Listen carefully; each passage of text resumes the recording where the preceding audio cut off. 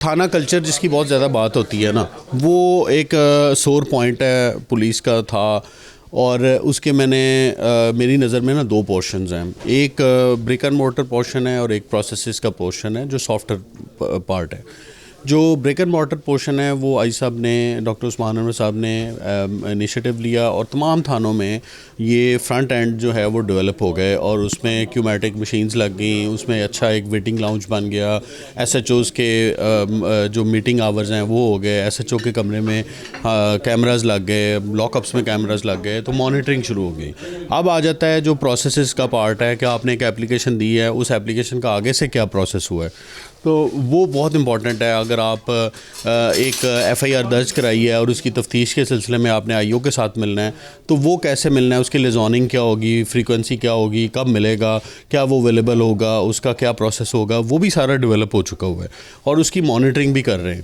تو at the same time میں سمجھتا ہوں کہ اب اس پورشن کی باری ہے جو مین تھانہ کلچر کا چینج کا اسٹیمولنٹ ہوگا، تو وہ میرا خیال میں اس پہ پولیس بڑی تیزی سے گامزن ہے اور سی ایم صاحبہ کے بڑا فوکس ہے اس پہ، اور اس میں انشاءاللہ تعالیٰ بہت جلدی آپ دیکھ لیں گے کہ اس میں سی چینج آئے گی. سر یہ کرائم ریشو کنٹرول کرنے کے لیے کیا پولیس کی طرف سے آپ دیکھ رہے ہیں؟ دیکھیں، اب کرائم تو آلریڈی بہت ویزیبلی ریڈیوسڈ ہے، یعنی اگر آپ اس کی اسیسمنٹ کریں تو کرائم آلموسٹ اگر 2022 کے ساتھ کمپیریزن کریں تو وہ 300% تک ڈکریز ہو چکا ہوا ہے.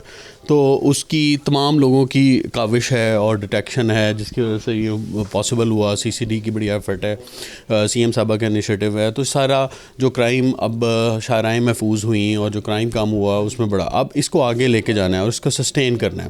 آپ نے جب بھی کرمنلز کو موقع دیا دوبارہ ری گروپ کرنے کا، تو وہ آپ کو ری گروپ کر کے دوبارہ اسٹرائک کریں گے، تو اس سے بچنا ہے ہم نے. سر یہ آپ کیا سمجھتے ہیں پنجاب پولیس جو ہے وہ اے آئی کی طرف کس طرح اس میں جو ایڈوانس؟ دیکھیں، اے آئی جو ہے وہ ایک فیکٹ آف دا ٹائم ہے، اور جتنی جلدی اس کو گریب کرنا چاہیے وہ بہتر ہے. اور یہ ریولوشن جو ہوتا ہے، آئی ٹی کا ریولوشن، یہ کسی کا انتظار نہیں کرتا.